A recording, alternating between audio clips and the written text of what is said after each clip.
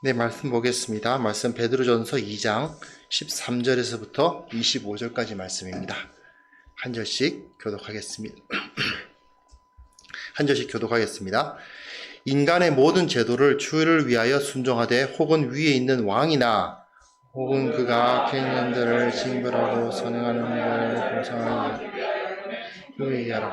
곧 선행으로 어리석은 사람들의 무식한 말을 막으시는 것이라. 너희는 자유가 있으나 은혜를 업을 가는 데 쓰지 말고 오직 뭇 사람을 공경하며 형제를 사랑하며 하나님을 두려워하며 왕을 존대하라. 하원들아 원사에 두려워함으로 너희에게 순종하되 선하고 완화한 자들에게만 아니면 또한 나다운 자들에게 부당하게 고난을 받아도 하나님을 생각함으로 슬픔을 참으면 이는 아름다우나 죄가 있어 은혜를 받고 참으면 무슨 칭찬이 있으리요. 그러나 선을 행함으로 고난을 받고 참으면 이는 하나님 앞에 아름다워. 이를 위하여 너희가 부르심을 받았으니 그리스도도 너희를 위하여 고난을 받으사 너희에게 본을 끼쳐 그 자취를 따라오게 하려 하셨느니라. 그는 벌 범하지 아니하시고 그 입에 욕을 당하시되 맞대어 욕하지 아니하시고 고난을 당하시되 위협하지 아니하시고 오직 공의로 심판하시는 이에게 부탁하시며 너희 달려 몸으로 우리 죄를 담당하셨으니 이는 우리로 죄로 대하여 죽고 의에 대하여 살게 하려 하심이라. 그가 채찍에 맞음으로 너희는 남을 같이 있습니다. 너희가 전에는 양과 같이 길을 잃었더니 이제는 너희 영혼의 목자와 감독 되신 이에게로 돌아왔느니라. 아멘. 지난주에 우리 창립주일이어서 조금 잠깐 베드로전서 강의를 멈추었습니다. 원래 제가 계획하기로는 이 본문을 12월 첫째 주에 하려고 생각을 했었던 본문인데 약간 저희들 일정이 변화되어서 오늘 11월 1일이지만 제가 이 말씀을 전하겠습니다. 베드로전서 앞에서 3번에 걸쳐서 말씀을 드렸는데요. 우리가 주님을 사랑하는 마음을 확인해야 된다. 가장 중요한 건 내가 지금 어떻게 살고 있든지 간에 내 모습이 지금 주님을 정말 제대로 섬기지 못하는 것 같고 내가 그리스도인이라고 말하기에 부끄러운 모습도 보이고 하더라도 내 마음 깊은 곳을 돌아봤을 때 그래도 나는 예수님을 사랑하는구나. 예수 그리스도를 사랑하는 마음이 내 마음속에 있구나 하는 것을 확인할 수 있느냐. 그게 가장 첫 번째로 중요한 것입니다. 그리고 내 인생의 방향을 결정하자. 내가 도대체 무엇을 향해서 내 인생을 걸어갈 것인가에 대한 방향을 결정하고 그리고 또한 내가 무엇을 가장 좋아할 것인가에 대한 가치관을 확립하자. 어떻게 보면 아주 기초적이고 가장 어떤 이론적이라고 할 수도 있는 또는 우리 인생의 가장 기본을 다지는 내용이 앞에서 다루어졌습니다. 이제부터는 이 베드로 사도가 상당히 실제적인 이야기를 해요. 앞에서 우리가 예수님 사랑하지? 그래. 우리 인생의 목표는 뭐지? 그래. 하나님의 나라야. 우리 가치관은 뭐지? 하나님께서 기뻐하시는 거. 저 하늘에 속한 것을 좋아해야지 이 땅에 속한 걸 좋아하는 사람들 아니잖아. 우리는 비록 이 땅에 살고 있지만 우리는 저 하나님의 나라를 바라보면서 사는 사람들이잖아. 그 확실하게 일단 다지고 난 다음에 좋아. 그렇다면 이제 우리의 현실을 보자고. 이렇게 이야기를 하고 있는 것이죠. 자, 우리의 현실이 지금 어떠하냐? 아나톨리아 반도, 지금의 터키 땅에 큰 핍박이 임했습니다. 어떤 종류의 핍박이 구체적으로 어떻게 이루어지고 있는지 우리가 알 수는 없으나 그리스도인들이 각종 어려운 일들을 당하고 있는 것은 분명한 사실입니다. 조롱당하고 있을 수도 있고요. 또는 정말 끌려가서 매를 맞고 죽임을 당하고 있을 수도 있고요. 사회적인 차별을 당하고 있을 수도 있습니다. 그런 상황 내에서 왜 그런 문제가 있는가를 핵심적으로 가만 생각해 보면 결국 교회를 공격하는 핵심적 세력의 문제는 뭐냐면 황제를 신으로 숭배하는 그 당시의 황제 숭배 사상에 있다는 것을 그들은 알고 있었습니다. 그 상황에서 베드로는 우리는 누구를 숭배하는 사람들인가? 예수 그리스도, 왕께서는 오직 우리 주 예수 그리스도밖에 없습니다라고 고백하는 사람들이죠. 그런데 이렇게 이야기하는 것입니다. 인간의 모든 제도를 주를 위하여 순종하라. 수많은 사람들이 소위 신학자나 사람들조차도 이렇게 이야기했습니다. 완전 오용이다. 세상에 그 앞에서 황제라는 사람들이 권력 앞에서 그냥 두려워가지고 그의 그 권세 앞에 울으라고 이야기하는 거 아닌가. 온 땅을 예수님께서 다스리신다고 말하는데 어떻게 왕 앞에 순종하라고 이야기하는가. 야, 또 이제 19세기에서 20세기로 넘어올 때 이제 니체 같은 사람들은 이거 봐라. 교회의 가치관은 게 뭐냐? 결국 패자의 가치관이고 결국은 약한 사람들에게 그들의 약함을 정당화시키는 강자가 다른 그 약한 사람들을 억압하는 것을 정당화시키는 그런 가치관 아니냐? 이렇게 비판을 하기도 하는 본문 중에 하나입니다. 하지만요, 여기서 베드로는 그 당시의 현실을 정확하게 꿰뚫고 있었고 그 현실 가운데에서 그리스도인들이 이 세상에서 어떻게 살아야 하는가를 분명하게 보여주고 있었던 것입니다. 교회가 확실하게, 너무나도 확실하게 예수 그리스도를 다 따르고 있고 예수님의 모습이 완전히 드러나고 있어서 부끄러울 것이 없는 그런 상황이었다면은 모르겠으되 문제는 그게 아니었던 거죠. 교회도 세속적인 가치관이 많이 들어오고 있었고 세상의 가치관에 이리저리 휩쓸리고 있었던 것입니다. 이것은 앞에 본문에서 가만 보면 알 수 있어요. 너희들은 이 땅이 나그네임에도 불구하고 사실은 세상에서 세상적인 것 추구했고 세상이 더 좋았고 세상의 권력이 더 좋았고 그 앞에서 타협하면서 살았고 사실 세상 사람들만큼이나 죄를 지으면서 사는 사람들이 그 교회 가운데 있었던 것입니다. 그런 상황에서 그리스도인들이 그들 앞에 별로 그렇게 모범이 되지 않는 상황에 있는데 그 교회가 황제 숭배를 하는 자들에 의해서 핍박을 당한다고 해서 발끈해서 일어나서 싸움을 벌이게 되면 어떻게 되겠는가? 베드로는 정확하게 그것을 보고 있었습니다. 그리고 더 큰 문제는 무엇이냐 하면 하나님께서 이 땅에 왕을 세워주셨다는 사실을 그는 믿고 있었습니다. 더 이상 하나님의 나라는 다윗의 왕조에 의해서 예루살렘 성벽을 치고 그 안에 사람들을 모은 다음에 국가 조직을 갖춤으로써 하나님의 나라가 세워지는 것이 아니었습니다. 다윗의 왕조는 예수 그리스도에 의해서 영원한 왕조로 만들어졌습니다. 그렇기 때문에 더 이상 세상의 왕조의 모습으로 하나님의 나라는 이루어져 가지 않습니다. 오히려 세상의 왕조나 세상의 질서를 그냥 사용해서 세상의 질서를 하나님의 나라가 사용해서 바꾸어 나가는 것이지 저 세상 나라의 질서와는 또 다른 질서를 만들어 나가지 않는 거죠. 그렇기 때문에 베드로는 이렇게 이야기를 하는 것입니다. 13절에 보시면요. 인간의 모든 제도를 인간이 만든 것들을 주님을 위해서 주님께 순종하기 위해서란 뜻입니다. 주님을 위해서 순종해라.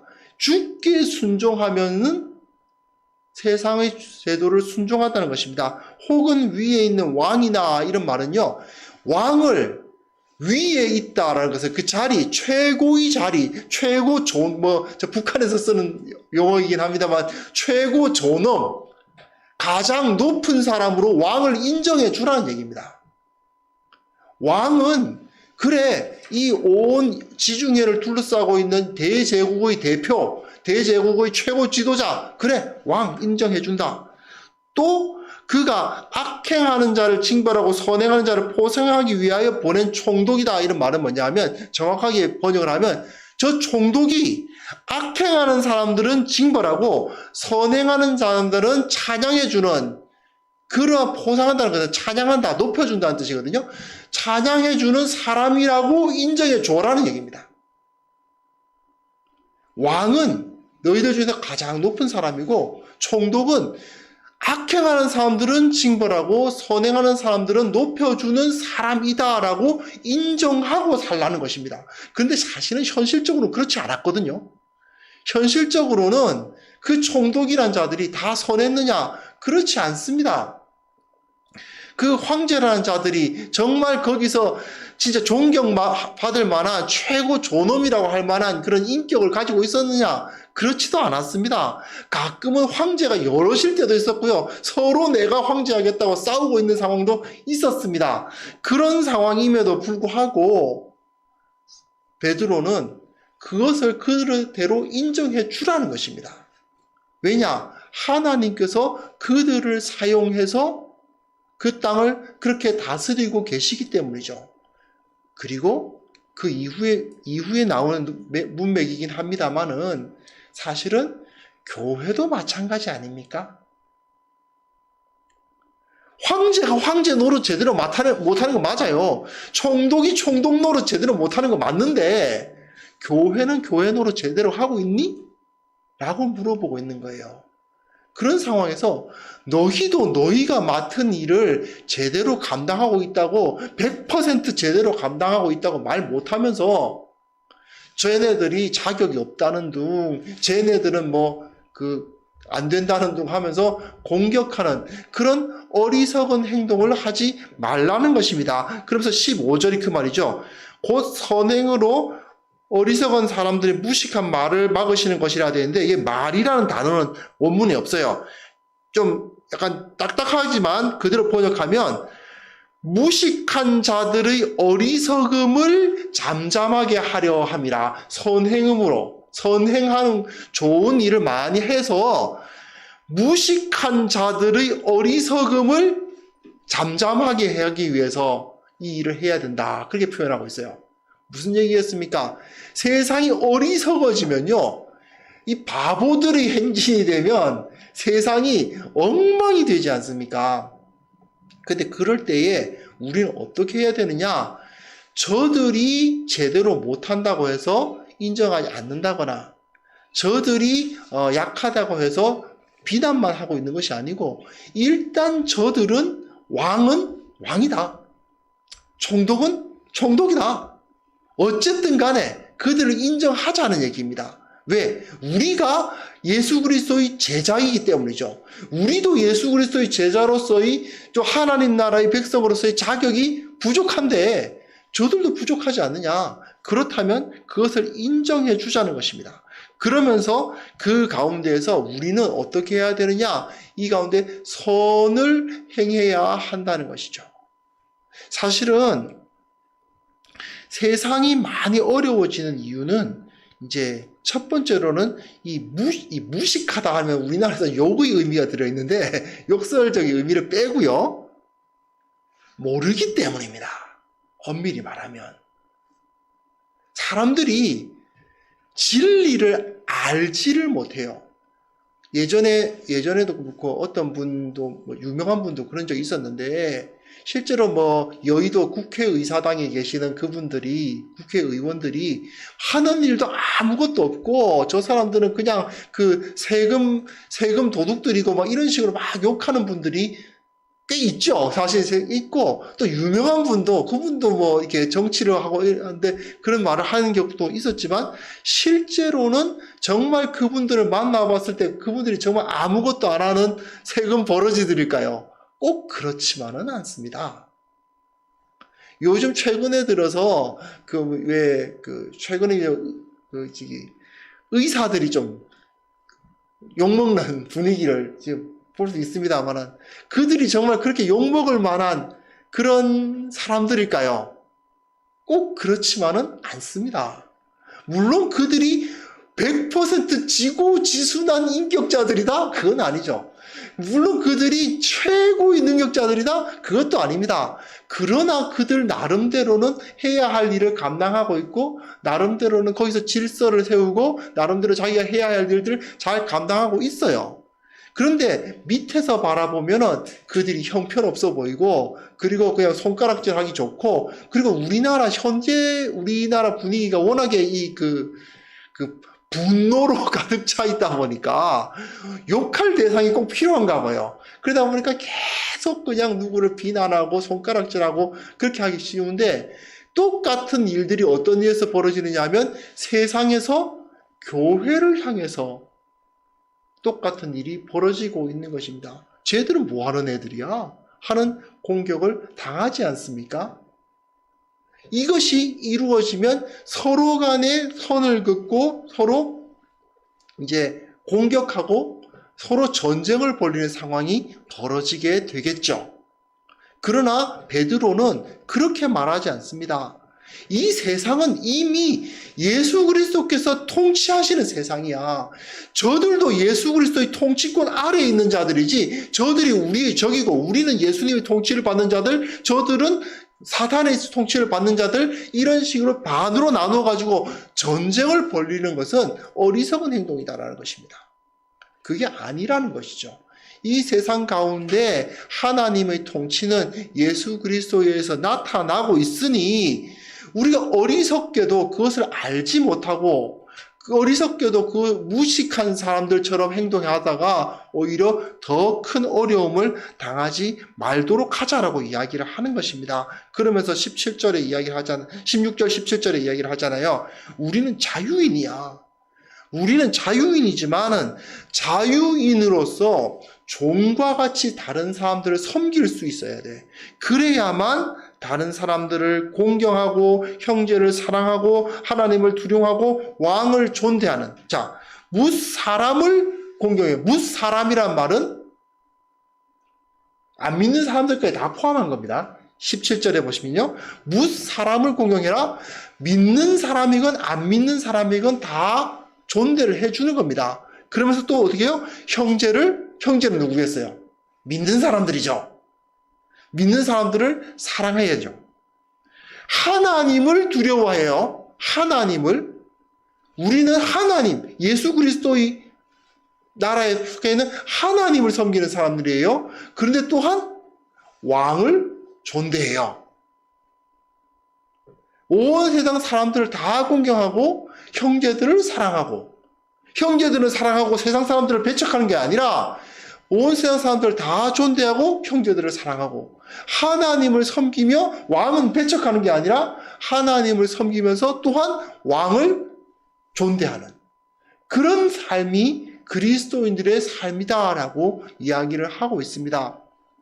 세상에서 우리가 예수 그리스도의 통치권을 선포한다고 했을 때 우리는 세상 사람들이 사용하는 방식을 주로 많이 사용합니다. 전쟁을 벌이려고 해요. 전쟁을 벌여서 이기려고 해요. 세상은 우리들에게 그런 식으로 공격해 옵니다. 실제로 그렇지 않습니까? 욕을 하고 비난을 하고 조롱을 하고 그렇게 공격해 들어옵니다. 하지만 우리가 똑같은 방법을 사용하게 되면 결국 그들에게 속한 자가 되고 맙니다. 저들이 사용하는 방법을 똑같이 사용했을 때 우리가 저들과 다를 바가 무엇이냔 말입니다.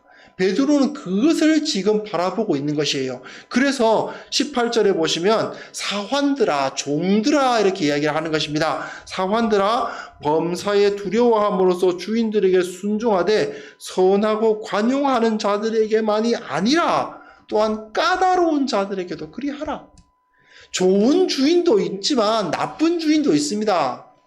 사실은 우리가 그렇지 않습니까? 예를 들어서 사람들을 대하는 직업일 경우에 소위 말해서 아주 나이스한 고객님들도 있지만 그야말로 형편없는, 도대체 이 사람이 사람인가 싶은 정도의 그런 모습을 보이는 그런 인격의 바닥을 보이는 그런 사람들도 있습니다. 그런데 그 가운데에서도 범사에 두려워함으로 누구를 두려워해요? 하나님을 두려워하는 것입니다. 하나님을 두려워함으로써 순종하고 그들에게 선하게 대할 때에 그랬을 때에 그 땅에 하나님의 나라가 세워진다는 것입니다. 묘한 것은요, 19절 보십시오. 부당하게 고난을 받아도 하나님을 생각함으로 슬픔을 참으면 이는 아름다운 것이다. 근데요, 베드로는 사실 이 부분을 관심을 갖고 있는 건 아니에요. 관심의 핵심은 그 다음 거예요. 20절.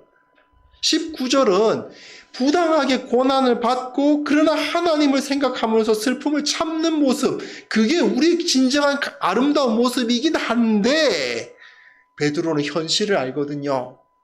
죄가 있어서 매를 맞고 참으면 무슨 칭찬이 있겠느냐.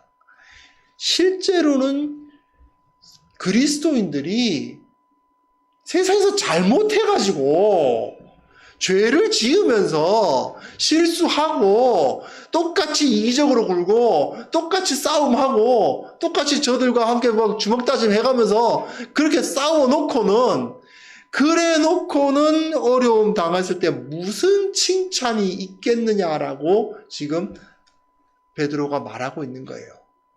우리가 이 세상을 이기는 방식이 무엇인가를 다시 한번 생각하게 하는 것입니다. 그러면서 21절 이후에는 이제 기다랗게 예수님에 대해서 이야기를 하죠. 자, 우리는 예수님 따라가기로 했잖아. 앞에서 이야기했어요. 예수님을 따라가는 우리의 인생의 방향성은 어디다? 예수 그리스도를 따라가는 거예요. 우리 예수님 따라가기로 했잖아. 우리가 예수님 사랑하는 거 확인했잖아.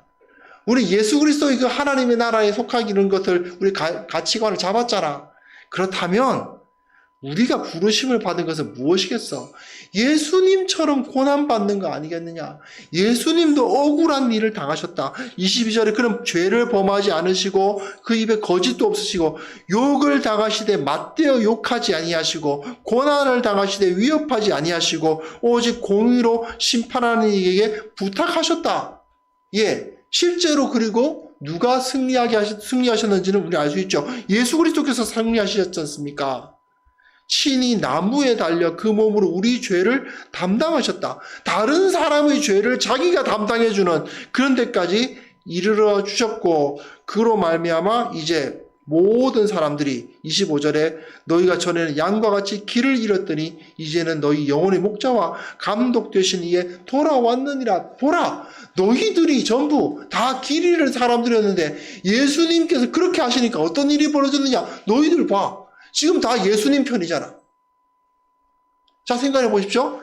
이 세상에서 많은 사람들이 다 교회를 공격하는 것 같고 많은 사람들이 다 교회를 조롱하는 것 같은 상황이 벌어졌을 때 우리가 야, 너네들은 우리보다 나으냐? 실제로 그렇습니다. 실제로 인간적인 눈으로 보았을 때요, 그래도 교회가 낫습니다, 여러분.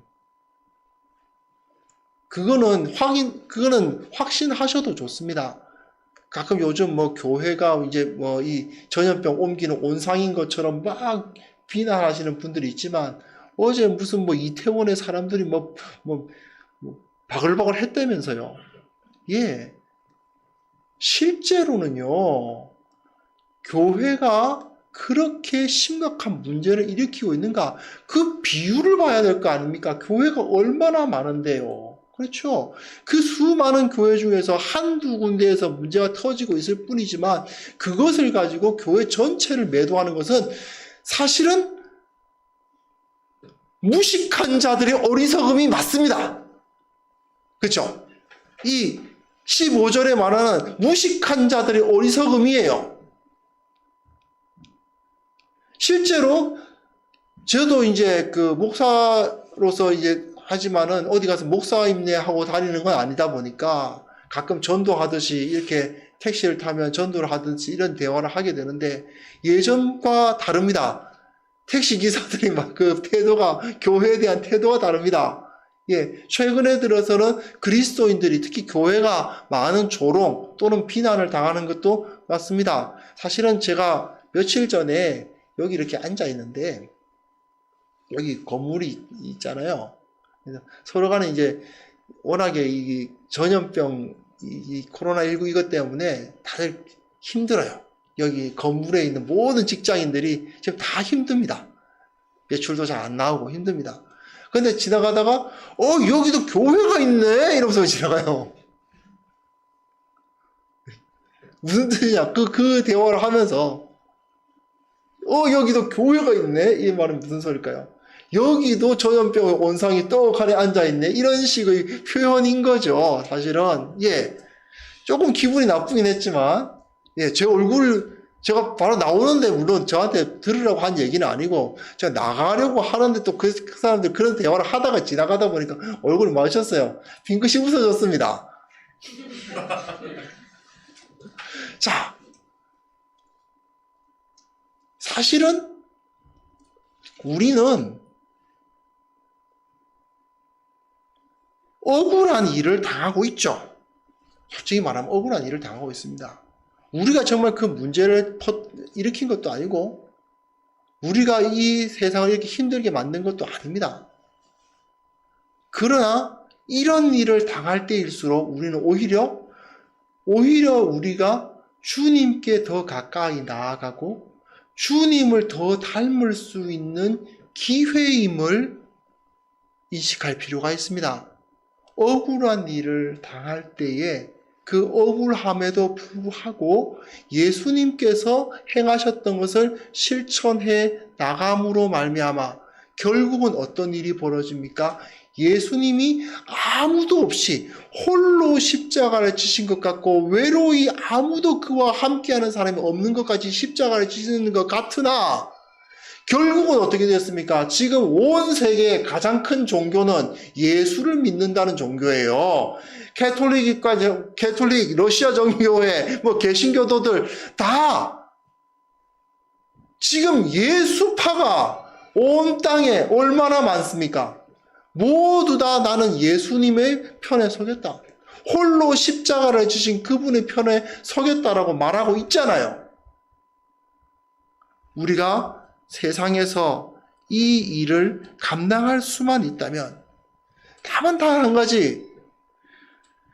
죄가 있어서 매를 맞고 참는 똑같이 나쁜 짓 하고 욕먹고 그런 상황만 우리가 어떻게든 벗어날 수 있다면 우리 자체가 부끄러워서 우리 자체가 부끄러운 일을 해가지고 당연히 당해야 하는 벌을 받고 있는 그런 수준에서 벗어날 수만 있다면 오히려 우리는 선하게 정결하게 섰음에도 불구하고 오히려 핍박을 받고 오해를 당하게 된다면 그것은 오히려 승리의 길이라는 것입니다. 그것이 바로 십자가의 승리를 세상에 선포하는 길입니다. 사실 세상적인 사고방식에 의하면 십자가는 승리가 아니죠. 십자가는 패배 아닙니까? 하지만 십자가가 승리가 될 수 있습니다. 왜 그렇습니까? 세상 사람들은 이해할 수 없으나 십자가의 능력이 우리를 살게 한다. 십자가의 능력이 세상을 구원한다. 십자가의 능력으로서 우리는 온 땅을 정복한다. 이건 사람의 생각이나 사람의 상식으로서는 이해할 수 없으나 지금까지 2000년의 역사가 증명해온 진리입니다. 이 진리를 우리는 붙들어야 됩니다. 세상 사람들은요, 이기려면 단번에 오는 대로 똑같은 대로 내가 당한 대로 갚아줘야 되고, 아니 내가 당한 것보다 수십 배를 갚아줘야 내가 이긴다고 사람들은 많이 생각합니다. 그러나 십자가로서 세상을 이기는 방법은 그것이 아닙니다. 오히려 예수 그리스도처럼 모든 사람들을 위해서 내 것을 내어놓고 참고 연약해 보이는, 억울해 보이는 그 위치에 당당하게 두려움 없이 거기에 서려고 했을 때에 결국은 그가 승리자가 된다는 것을 사도 베드로는 우리에게 강조하고 있습니다. 우리는 주님을 따르는 사람들입니다. 주님을 따르기 위해서 가끔은 억울한 일도 당할 수 있고요. 가끔은 기분 나쁜 일도 당할 수 있고요. 가끔은 예수 믿는다는 것이 참 귀찮고 예수 믿는 것, 내가 예수 믿는다는 것 때문에 이런 일 당해야 돼? 하는 일을 가끔 경험할 때도 있을 것입니다. 하지만 그럼에도 불구하고 우리가 그것을 기쁨으로 참는다면 우리는 세상을 정복할 수 있다는 사실을 믿을 수 있었으면 합니다. 주님께서 반드시 우리를 이기게 하실 것입니다. 억울한 일 혹시 당하신 일 있으십니까? 꼭 예수 믿는다는 것 때문이 아니라도 나는 정말 선하게 살고 있는데 다른 사람들이 악하게 굴므로 인해서 내가 지금 힘들고 어려울 때가 있습니까? 한 번만 서서 주님께서 어떻게 하셨던가를 생각하시고 내가 좀 주님처럼 한번 참고 도리어 저들을 사랑하고 도리어 저들을 품는 것을 한번 실천해 봅시다. 그랬을 때에 반드시 우리 주님, 살아계신 하나님께서 우리를 승리하게 하실 것입니다. 오히려 우리를 더 크고 영광스럽게 하시고 모든 사람들이 저 사람이 옳았다. 저 사람이야말로 진정 옳은 사람이었다라고 인정하며 우리의 편이 되어주는 날이 올 것입니다. 그때를 바라보면서 이 세상 가운데 십자가의 은혜를 선포하는 우리 모두가 되기를 바랍니다. 함께 기도하겠습니다. 하나님 아버지, 주님께서 주시는 은혜 가운데서 우리가 바로 서게 하여 주시고 주님의 뒤를 따라서 섬기는 자들 다 될 수 있도록 도와주옵소서.